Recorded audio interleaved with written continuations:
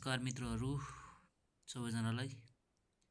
म चाहिँ आज त्रिभुवन विश्वविद्यालय अन्तर्गत ब्याचलर लेभल दोस्रो वर्षको ह्युम्यानिटिज अन्तर्गत सोसियोलोजी 423 सोसियोलोजिकल थ्योरी 2082 रेगुलर तर्फको क्वेसन पेपर देखाउन गइरहेको छु तपाईहरुलाई। हेर्नु होला सबैले। फुल मार्क्स यसमा चाहिँ फुल मार्क्स 70 हुन्छ।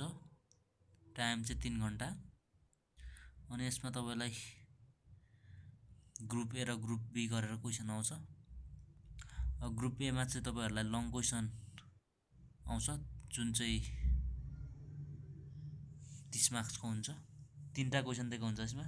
एउटा अप्सन हुन्छ, दुईटा चाहिँ अनिवार्य गर्नुपर्ने हुन्छ तपाईले 15 मार्क्स को। अनि दुईटा अनिवार्य हो, एउटा चाहिँ अप्सन हुन्छ।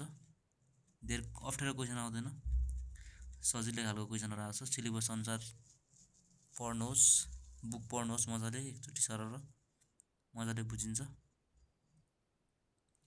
अनि अर्को चाहिँ दोस्रो ग्रुप बी मा चाहिँ सर्ट एन्सर क्वेसन आउँछ। 10 मार्क्स गोटाको 4 वटा लेख्नुपर्ने हुन्छ। यसमा तपाईलाई 5 वटा अर्थात 6 वटा अप्सन दिएको हुन्छ यसमा पनि। यसमा पनि त्यही हो, धेरै अप्ठ्यारो क्वेसन हुँदैन, सजिलै छ, सबै गर्न सक्नुहुन्छ तपाईहरुले। यस्तो छ, सबै सजिलै छ क्वेसनहरु। सिद्धान्तहरुको अवधारणाहरुको बारेमा लेख्ने यस्तै खालको त हो।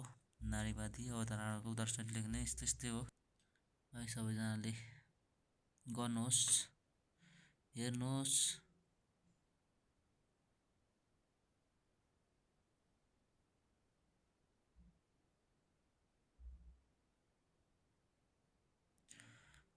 सबैजनाले हेरिदिनु भयो, धन्यवाद धेरै धेरै।